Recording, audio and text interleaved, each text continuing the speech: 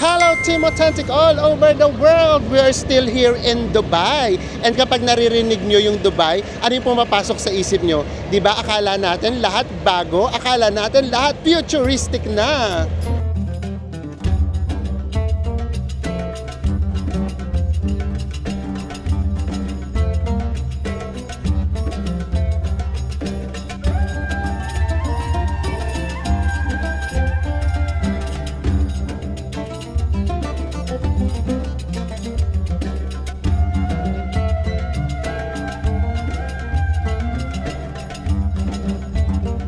Kaya kung hindi pa po kayo nakasubscribe, please do subscribe kung gagamit po kayo ng Klook. Ito po yung ating promo code at kung Agoda at KKday naman, nasa ibaba po lahat ng ating mga affiliate links. Ano pang gagawin? Tara na! Go with me, Mel! I just want us to go.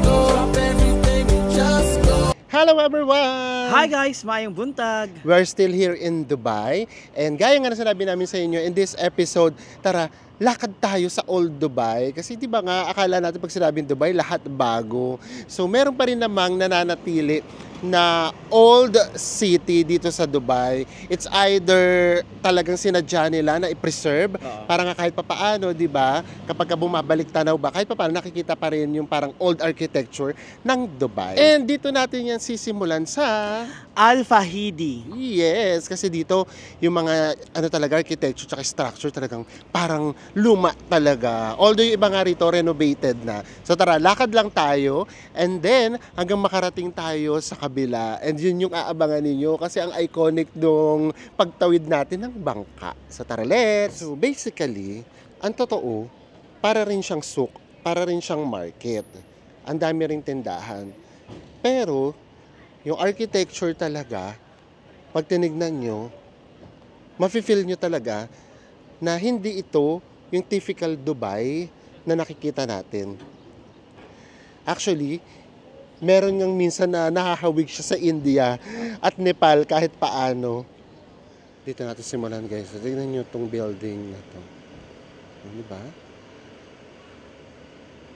Talagang heritage na yung itsura niya. And then, ang pansin namin, kasi, whole day na rin kami kahapon, nag-iikot, mas mura yung mga bilihin dito. Yung mga traditional clothes nila, mas mura-mura dito. Ayan pa, oh, meron pa silang ganito. Kaya mafe-feel mo yung vibe na alam mo parang nasa ibang lugar ka. Hindi yung typical na Dubai.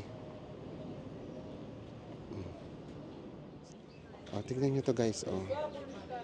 Mga wallet. 80 lang siya.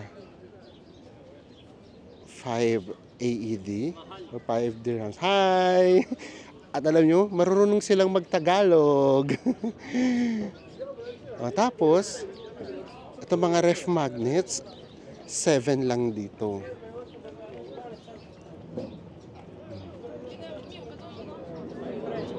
Tara. Lakad pa tayo. So yan. So actually, puro naman siya dito tindahan. Pero yung mga buildings kasi niya, yung talagang, kumbaga, main event, yung main attractions, kung bakit siya pinupuntahan. Kahit yung mga restaurants, ganyan din yung itsura. So talagang pin-reserve talaga nila. Ay, dumami na yung tao. Ang aga kasi namin rito pumunta. Ngayon, it's 10:30 na. Ganito palang karaming tao dito kapag ganitong oras. Tignan nyo na may Starbucks, guys. Pati Starbucks, di ba? Sumunod sa team nitong lugar. Ganyan siya. Ganyan yung mafe-feel nyo. Ay, oh guys, so tignan nyo yung mga bilihin dito. Kaya lang kasi pambabae ito eh. Yung mga pambabae, 10 AED lang. 160 pesos. Ayan siya. Ha? Mura siya. Kaya lang mostly pambabae. Ayan, so ang dami ng turista. And then yun nga, Dito kasi sa Dubai, kahit nandoon ka sa new and old, or dito sa old, ang dami talagang turista. At iba't ibang lahi talaga. Ayan, meron dito mga bilihan ng mga antiques. So yan, pati ito nakaka-add siya ng vibe na alam mong parang nasa lumang lugar ka. May typewriter pa dito. Ang kalalabasan natin ito, yun ng mismong fort. And then, tatawid na tayo doon sa malapit sa accommodation natin. Nandoon yung iba't ibang uri ng souk or markets. So yun yung exciting kasi yung pagtawid natin iconic. Ito pa guys, oh. Diba?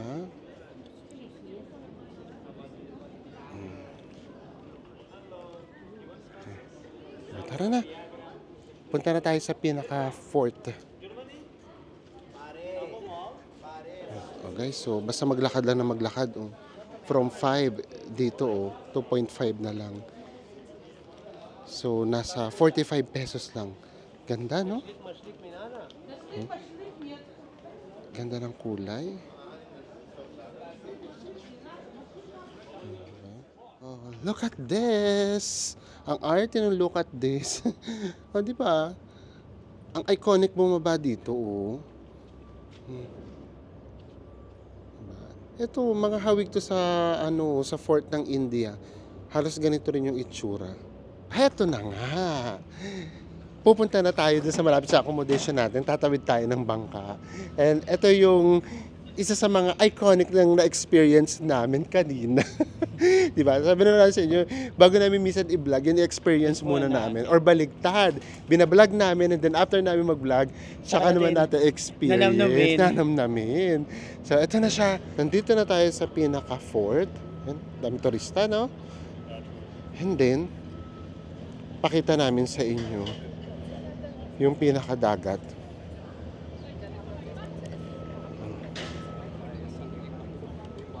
Green siya. Malinaw siya, guys. Oh. Ayan siya. So this is Old Dubai. Ang iconic na may mga lumilipad na kalapate.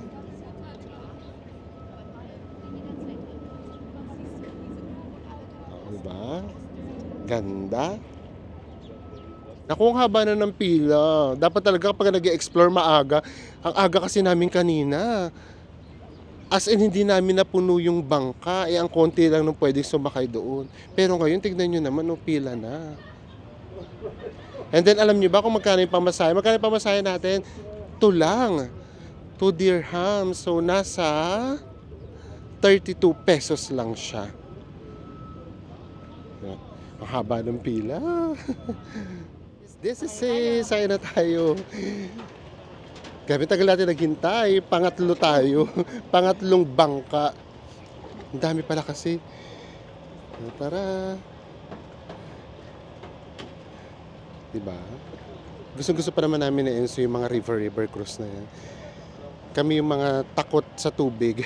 Mga hindi marunong Hindi naman, pero bet na bet yung ito. Pwede nga pala dito, yung card natin. Are you excited? Charot, na-experience na namin to. Hindi, maganda kasi dito sa ganito. Gusto namin yung ganitong boat ride, yung chill lang. Ayaw naman namin yung parang yung gusto mo lang maglibang, tapos inaano ka nung niyuyugyug ka ng hindi mo na ma-enjoy.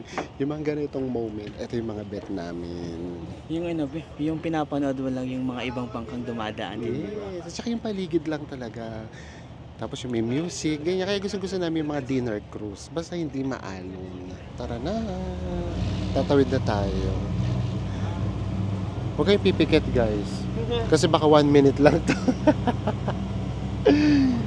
As in, gano'n na siya kabilis.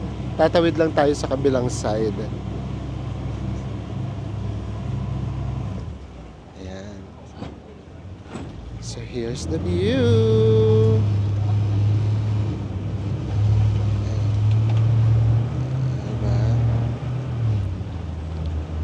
Hindi na natin pinuntahan yung mosque doon kanina. Kasi bawal naman pumasok. Ang iconic, oh. Oh. Di ba? Para ka na rin nasa India.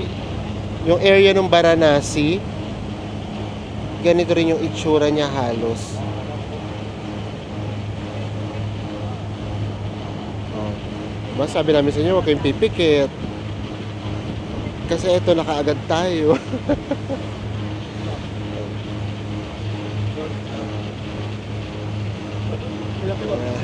Wala kumakawa. Diba?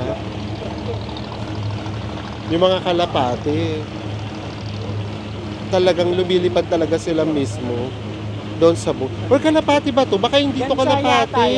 Oo, kasi nasa tubig pala sila, nakakababa sila sa tubig. Sorry naman na agad. Patawarin nyo na ako, hindi pala siya kalapati. This is the iconic view dito sa Old Dubai Creek.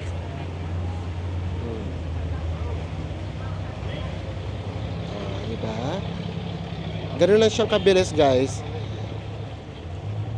Nakita ko sa oras natin 2 minutes. Nandito na kagad tayo.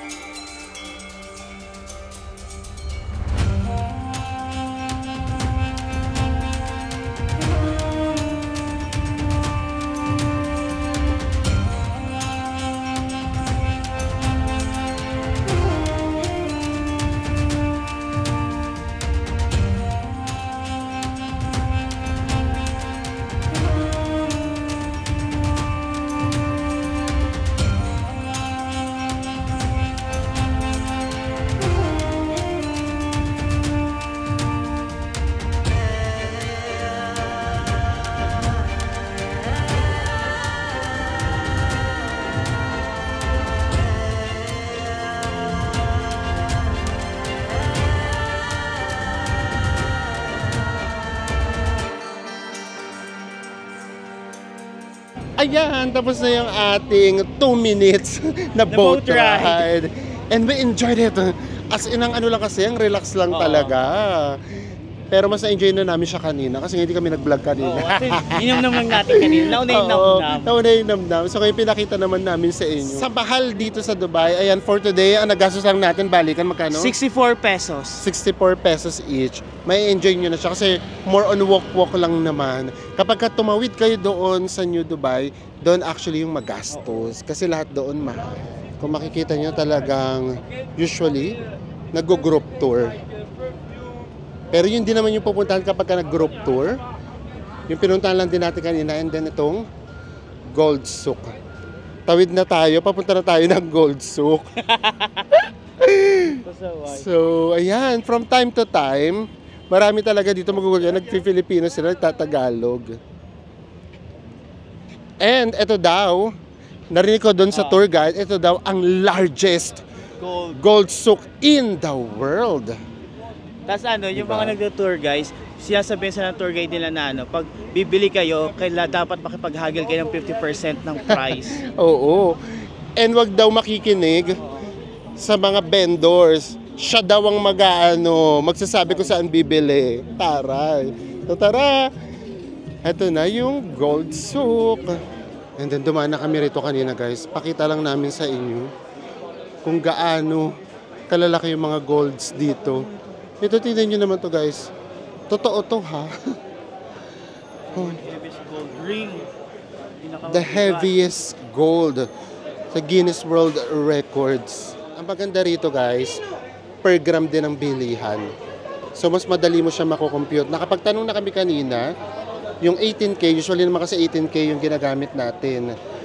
255.25 AED per gram. Kasi ang bumuhay sa amin nung pandemic. Buy and sell ng gold. Buy and sell ng gold. Alam nyo guys ha, hindi sa yung pag-i-invest sa gold, grabe, napatunayan talaga namin kung gaano siya kaganda. Nagsimula kami ng bilihan ng gold, 1.8 lang. Ngayon nasa 4,000 na. So pagpalagay na lang natin, magkano yun? 2.2. Tama ba? So, 2 yung itinaas niya. O kunyari, meron kang 100 grams. So, 2 times 100 grams. Imagine. Kumita ka na ng 220,000 pesos. Imagine niyo yun. Sa span of ilang taon lang yun? 6? Mga months. 6 years.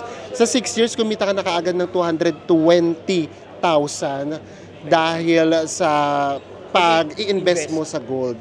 Kaya kami, yun yung naging investment namin before nung nagbi-business pa tayo. And then yun nga yung bumuhay sa amin nung pandemic. Kasi wala, mahina talaga yung negosyo eh. Pero yung buy and sell ng gold, nagtataka kami that time, pandemic yun ha. Pero siguro yung mga tao, walang mapagkagastos ha. Diyos ko, puro gold. Ang dami talaga naming nabibentang gold that time. So, tara, lakad pa tayo. Malay nyo, madagdagan natin ang investment. Why na? Why not? Char! Ay, hello po! O mga Pilipino sila. Taray, magkano po per gram sa inyo? Magkano po per gram? 250. 56. Oh, sige po. Thank you po. Oo po. Ayan, meron dito. Sige po. Meron din daw ditong mga Filipino na may-ari. Lakad pa tayo dito. Tingin tayo, baka meron tayong afford. Talagang, minsan yung gold talagang hirap niyang tanggihan. Kaya din yung nagpunta tayo last time sa Thailand, bumili rin tayo. Kasi nga investment talaga siya for us. Hindi siya yung pang ano lang talaga. Pang suot, guys. Ito. Milyones ang halaga nito, guys.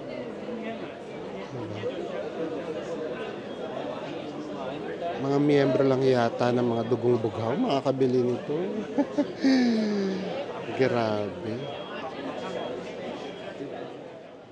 Tingnan nyo naman guys, yung gold kung paano nila i-display. Diba? Ganda. Huwag naman kayong magagalit kung sa Pilipinas na martilyo gang na to. Loob nga ng mall. Napapasok ng martilyo gang. Ang napansin ko dito, mga walang security guard yung bawat establishment. Exactly. Diba? Oh guys, oh. Tingnan nyo naman to, nagiging tourist spot din. Tingnan nyo naman, damit na to mismo. Oh, diba? Grabe, oh. Yayaman siguro talaga ng mga may-ari nito. Ano bes, manghang-mangha. Agad tingin na lang yata tayo. Oo nga eh. Meron pang mga belt eh. Oh. Diyos ko, tapos ito yung suot mo sa airport, ipapahubad sa'yo. Parang nangangate ko, parang gusto ko bumili ng gold. Pang birthday gift ko. Asang part ng katawan mo nangangate? Sa leeg o sa daliri o sa dito? Ito, yung sa may bandang bracelet kailangan mo. Oo.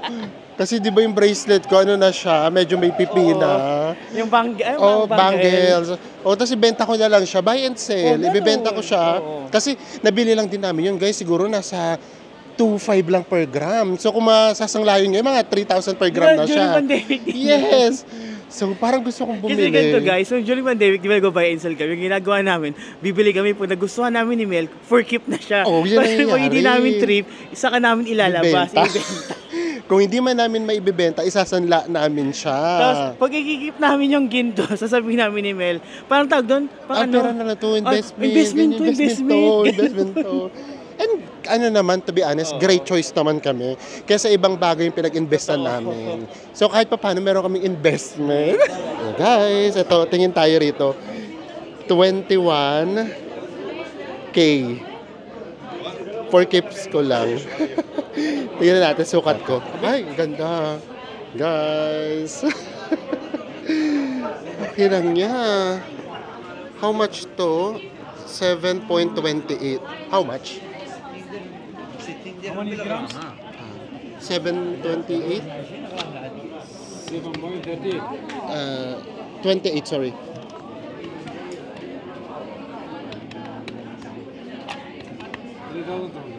3,200. Magkano yung 3,200? In pesos, sa 60 na lang.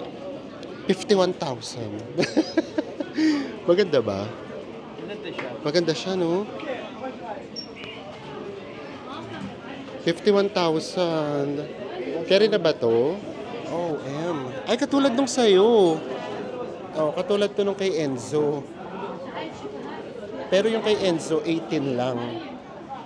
Ito, Tsaka yung ano sa akin, di ba? Yung 21. pagitan niya malalaki. Oo. Ito, medyo mas masinsin siya. Ay, tignan niyo, iba yung ano. lock niya. Iba yung lock. Oh, guys, ito na, nalinawan na Oo. kami. Hindi na pala nangangati yung ano ko, Ano pala? braso ko. Buti kayo nag-lotion ako. Kamuti ko na Pinangati. pala. Ganito na, may nakausap kami na Filipino. Pinoy. Sabihin ba natin, huwag na lang. Oo. So yun, ganito pala, mas mahal pala dito. Kasi yung price pa lang nakikita namin, akala namin same price siya. Oo. Pero yung price pala na yun, as in gold, Gold na pa lang. gold. Wala doon yung parang making tax na Oo. tinatawag. Tapos yung meron pang VAT. Oo. And then meron pang, bukod pa sa VAT, ay hindi, yung VAT, dito, carry lang kasi meron tayo, magiging tax free tayo dito sa store na to, yung sa may Guinness World Ek. Pero, yung making pala yung mataas. So, for example, yung presyo ng gold, 4,000 lang dapat siya per gram. Kapag sinama yung making ek na yun, magiging 5,000 or 5,500. Yung pala hindi namin maintindihan kanina kung bakit lahat ng matanungan namin kapag Bilang nag-iiba na yung yes, presyo. kapag magtatanong na kami kung magkano, bigla na iba na yung presyo. Kasi kinocompute namin siya as in sa presyo nila ng gold. Kasi katulad dun sa atin sa Pilipinas, ganun. Kung ano yung nakalista dun sa atin sa Ongpin, Oo, yun yun na ang siya. Tsaka yung making tax pala guys, yun yung ano, yung paggawa ng design. Design. The more na magaling yung design, the more na mas mahal. Yes. So kung baga sabi ni Monty, sabi pangalan ni ate, na kung gusto natin na mas mababa, pipili tayo ng ordinary. Yung common. Oo. Which is sa Pilipinas din naman, ganun din naman. So same lang din naman. Ang sinabi niya nga lang dito sure na yung totoo. purities ng gold. Oo. So pero sa totoo lang sa Pilipinas din naman, sure din naman. O dahil diyan, umalis na tayo sa gold. Marami pa ritong mabibilhan ng kung anik-anik. Meron din dito mga spices. And then, doon sa malapit sa accommodation natin, meron ding mga perfume. Doon naman, kahabaan, puro perfume. So sige, tingnan din natin yun. So ayan, at least may idea na kayo pagdating sa gold ha, mas mura sa Pinas. Turn up, pare. Oo. Gabi nga pala doon yung mga, yung mga titinda ganun sila magsalita. Pare, lapit dito kayo bili. Mura lang dito, pare. Nakakaaliw. But anyways, ayun na nga. So wala na yung gold X na. Ano, bitaw na sa ano, Bitaw sa na. pangangati ng kamay. Oo, hindi na pala uubra. Pero guys kung kayo, May kung gusto nyo budget. talaga bumili, go lang. Oo. Kayo, kung hindi namin kayo katulad na makompute, go lang kayo. Oo. Kaya lang kasi, eto nga isipin nyo, yung gold kasi, para sa amin kasi siya, investment. So, dapat madali nyo siyang mababawi. So, hi, ganito kasi yan eh. For example, pasensya na, nag-gold kasi kami. Para lang din alam nyo. For example, bumili kami ng worth 3,000 per gram. Dapat nasasangla mo siya ng 2,500 or 2,600. Kaya ang ginagawa namin, pagkabili namin ng gold, itatanong agad namin siya, Appraise kamusta agad. po? O, di ba? Oo, pinapa-appraise namin siya. So, for example, nabili namin siya halimbawa ng 3,000 per gram, tapos 2,500 siya nasasangla per gram. So, meron kang 500 halimbawa na hindi naman lugi, pero alam mo na kailangan mo siyang habulin. Pero yung 500 na yun, minsan, sa isang taon lang, nababawi mo na siya or 2 years. And then, magiging investment na siya kasi kumikita ka na. Pero yung ganitong kalaki yung difference, for example, sa atin ng bentahan, 4,000. Tapos dito, bibili mo siya 5,200 ng 5,200 per gram. Ang laki Nung habulin mo nun. Baka it will take 10 years bago mo siya mabawi or bago ka kumita. So, ganun siya. Goodbye, Gold Souk. Tara. Lakad na tayo. Punta naman tayo sa bilihan ng mga perfume. Actually, meron kami ritong nakikita na mura yung mga gold. Kaya kasi medyo nakakatakot na kasi kapag sa labas na eh. Ito all item, zero making. Guys, for the benefit of the doubt, nagtanong tayo rito sa zero making. Bumitaw na talaga tayo. 4,500 per gram pa din. Sa Pilipinas, nasa 4,000 lang. O 4,050. Ayan, dito na tayo sa mga pabango. Baka sakali. So, ito ang vibe dito sa Old. Hello! Ito yung vibe dito sa Old Dubai. Ayan. Hello! And then, kanina pa nga namin pinag-usapan na Enzo, ano yung ka-vibe niya? Kasi ilang araw na rin tayo dito eh. Ano yung ka-vibe niya? Male sa Maldives. Yes, para siyang mali sa Maldives. Tapos lalo na ngayon, nakita natin na meron nga rin ditong, yung creek, yung parang dagat nila. So yun yung vibe niya, ganito rin. Mas marami nga lang yung tourist dito. Ano ba yung pwede natin itanong sa kanilang pabango na usually ginagamit? Victoria! Sige, tingin tayo ng Victoria's Secret guys para lang magkaroon kayo ng idea kung mas mura ba sa Dubai. Ayun, sarado rin. Ganito rin, di ba? Gantong-ganto nga yung Mali. Alala ko na yung Mali. Ayan. Yung maraming tindahan pero pag tinignan mo, akala mo malungkot. Lalo na yung dito na sa loob. Ito na yung papunta sa hotel natin. Ito guys, yung mga alley niya. Pero ito mas malaki-laki kesa naman sa Mali. Pero yeah, same vibe. Ganun nga yung vibe niya. And then from time to time, makakarinig pa tayo ng prayers ng mga Islam or Muslim. So same thing with Mali. Ayan, sinasabi lang namin yung vibe para lang just in case mai-compare lang natin. Kasi yung Mali, napakita na namin sa inyo. Ito pa, oh. Lilit nung alley niya. Ayan. Ayan, tara. So kahit pa paano, naipakita na namin sa inyo yung vibe dito sa Old Dubai. And then, tsaka na namin i-compare kung ano ba yung mas nagustuhan namin doon sa new or dito sa old. Pero for sure, by this time, kilala nyo na kami. So alam nyo na kagad kung anong pipiliin natin. Pero syempre, ano natin yan, yung Toro na comparison. May Toro! Ay, malapit na tayo sa accommodation natin. Si Enzo, tuwang-tuwa na kasi kakain na! Grabe. Lakad lang talaga kami ng lakad. Ito, tingnan natin. Ay, ito, sinasabi namin. Meron naman dito, may mga polo dito, Gucci. Diba? Sige, tanong tayo kung meron ditong Victoria's Secret. And then, tingnan natin kung mas mura siya. Let's go. Isang babait talaga ng mga Filipino dito. Yung mga kababayan natin Pinoy, yung babait. Kasi nagtatanong nga tayo ng Victoria's Secret. So, meron naman. At ang honest nila, kung saan mas mura. Mabait mga kababayan natin dito. Mas mura daw minsan sa labas. Ang 5 dirhams, parang ganyan. Tapos ito daw yung sikat pala. Anong pangalan niya? Amirat Al-Arab. Ayan, ito daw yung sikat. So, sige, try natin. Tinatry pa sa amin guys, nakakahiya. Ay, oo nga, mabango nga siya. So, pwede pala siyang pamalit sa sa Victoria's Secret. Ay, ito din, oo nga, mabango nga siya. O, in all fairness, mabango nga siya. Tignan natin. Ilang ml po ito? This one po is 100 ml. 100 ml? Pwede siyang hand carry. Pwede nga siya hand carry. Magkano po siya? Madam. Magkano po ito? Magkano may 50 dirham? Kumpitin mo nga, best. Baka carry natin. Ang bait ni ate. 750. Yan, itodo mo, natibawasan mo pa para bibili na kami. Ayan, ito po. Actually, mabango nga siya. Baka may discount. Bibigyan tayo ni ate ng discount. Ang babait kaya ng mga kababayan natin dito. Ang dami na natin nakasalamuhang kababayan natin. Pang 3 days pa lang natin. Sige, nabola yata ako ni ate. Nabudol yata ako ni ate. Sige na nga, te, mabango eh. O, ito na lang, bili tayo nito. 100 Baka ml. bawi out, pabango ka na. Oo. Te, wag ito O, spray pa daw. O, diba? Sabi ko, wag ito yung ibigay. Charot. Bang niya in fairness. Ito. Yan ang pinapakita sa gilid. Ito po yung... Yan yung ano nila, Princess of Arabia. Ay, tingnan mo. Princess of Arabia. Huwag kayong loloko-loko sa akin. Prinsesa na ako pag uwi ko. May prinsesa. Hindi yun 100 ml guys. Pero sa luggage 1 kilo kagad makukuha niya. Sa bigat ng bote. Sige na nga, go na to. Ito yung mga kababayan natin, na nagsisikap para sa ekonomiya. Si Enzo, gusto din. Sige po, te. Bestseller naman. Ano ba ko nga din? Made in France. Ano po pangalan naman yan?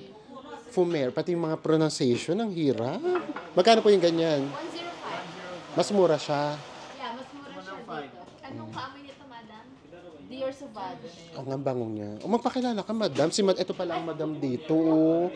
Ano po name niyo, madam? La Arnie. Oh, si Madam Laarni tsaka si Madam. Janet. Oh, Madam Janet. Pampanga Shoutout daw sa mga taga Pampanga. Oh, nabudol kami nitong si Ate Laarni. Charot. Ang bango eh. Sige kung pambango nga siya. Guys, ito daw yung kaamoy nun. Dior Sauvage. Ang hirap ng mga pronunciation. Yan daw 600. So yung kaamoy niya, 105 lang. Go mo na yan, Des. Ano pangalan yan? Fumeri. Ang tarayo. Actually, mas mabango nga yung kay Enzo.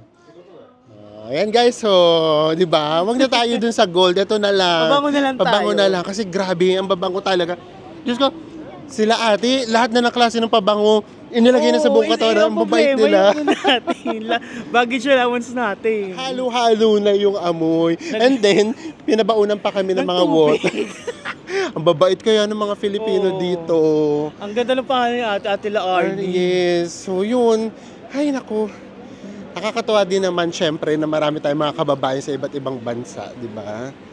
Pero syempre, ang wish natin, may uwi na nila ang milyones. Sa Dubai. Oo, para makauwi na sila sa kanilang mga pamilya. So anyways, kota na tayo. Naparamdam na siguro namin sa inyo yung vibe dito kahit papaano. Kain muna tayo. Pero siguro uwi mo muna yung mabigat. Oo. Uwi lang muna namin sandali kasi yung kakainan naman natin, malapit lang. So mostly, yung benta talaga nila, yung talagang dito mismo gawa, originally sa Dubai or UAE. Pero meron din kayo mga stores na makikita na meron din namang mga tawag nito imported. Ayun o. From Paris daw yan. Kay Lolo Loko. Hi! Guys, nga pala, ginto nga pala ang mga pagkain dito sa Dubai. For sure, alam nyo na. Yung kinainan natin sa KFC, kami dalawa ni Enzo, umabot siya ng 1,000 pesos. And then, nakadiscover kami ng ganito. Ito naman, yung grilled chicken. Yung buo na meron ng kasamang rice, nasa 500 plus lang siya. Or 32 AED. And then, sa gabi or sa hapon, pwede kayo ritong kumain. Di ba? Pero, mainit ngayon, kaya dito tayo sa loob. Ayan na si Enzo. Ayan sa food lang. Si Enzo laging ready na to eh. Guys, ito na yung ating vegetable na fried noodles. It's 224 pesos or 14 AED.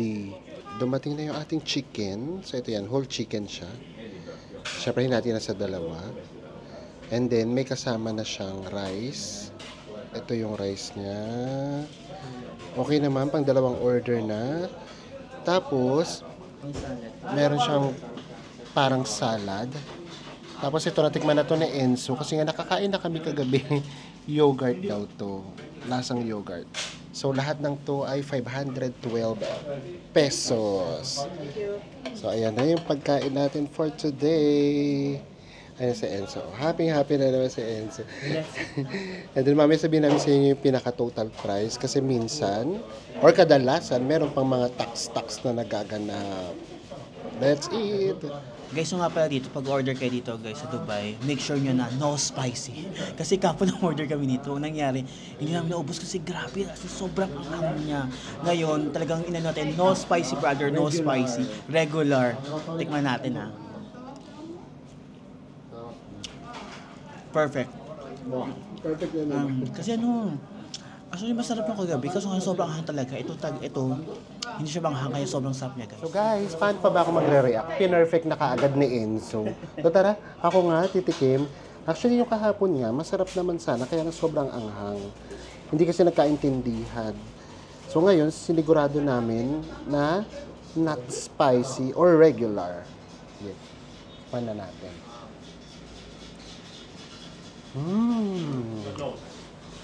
Perfect. Charot! Okay nga siya. Malinamnam. So, tamang-tama na to. Diyos ko, talaga nagkikrave pa naman ako kahapon pa sa chicken. Kasi nga sa India, di ba, hindi tayo masyado nakapag-chicken. Yeah, perfect na to. Yes! And then, ayan, may pasalad pa dito, guys. Yung mga ganitong gulay, nakakain ko yan. And for our drinks slash dessert, meron tayo ritong milkshake. Kay Enzo ay mango milkshake. And then sa akin, chocolate milkshake. Siya ay 12 AED or 192. Pampa-refresh naman na tayo. Diba? Ngayon lang to, tapos balik tipid na ulit tayo sa susunod. Nabusog at Busog nasatisfied. talaga, yes! Pero magkano binayaran natin in pesos? 1,120. Yan, ganyan talaga yung mga kainan dito. Pero nga, pwede mo naman siyang tipirin. For example, kami, kung hindi na kami sana nagpansit, pwede naman siya. Kaya ang ending, eto! Meron pa tayong take out. May pang merienda pa tayo, di ba? Why not? So, pinilit namin ubusin yung pansit. Kaya yung half ng rice, hindi namin naubos. Tapos may natira pa siyang chicken. I-take out natin. Pang ano na rin namin to, merienda. Sayang din, no? Hindi dapat tayo nag-aaksaya ng foodang. Oo, ang daming nagugutom sa mundo. Kaya kami prinsipyo namin, guys, sa totoo lang, mas okay na magtipid kaysa mag-aksaya. Yun talaga yung ating motto. So, tara. Lakad lang tayo pabalik sa hotel natin and then doon na tayo mag-recap ng very, very light. So, ito yung paligid ng hotel natin. Ayun, no, meron din bilihan. Hello, may mga bilihan ng mga cellphones. Actually, ang daming iPhones dito. Naglipanan. Yes. And then, mahilig nga rin pala sila rito sa turnography. So, marami kayong makikita ritong damit na turnos. Ito, sa likod. Ayan. Ah, meron ba dito? Ay, ito, oo. Ayan, o. Turnography. Diba? So, ang ganda ng location ng hotel natin, to be honest. Pero, eto nga ay part to ng Old Dubai. So, mamaya sasabihin namin sa inyo kung ano yung mga na-experience or na-observe namin for the past 3 days. So, nakabalik na tayo dito sa ating accommodation. And in this episode, gusto lang namin sa inyo ipakita na yung Dubai, meron siyang dalawang mukha. Yun nga yung super new. Tapos ito, na meron pa rin namang old. Pero kung kami ang tatanungin, mas gusto namin yung vibe dito sa So, may old dito sa Oo. Siguro naman kilala nyo na kami. Kasi dito sa old, mix na talaga yung culture. Hi! Mix na talaga yung culture niya. Unlike doon kasi sa new, parang mafe-feel mo na parang ang taas-taas. Yung parang ganun, may something kasi na ganun eh.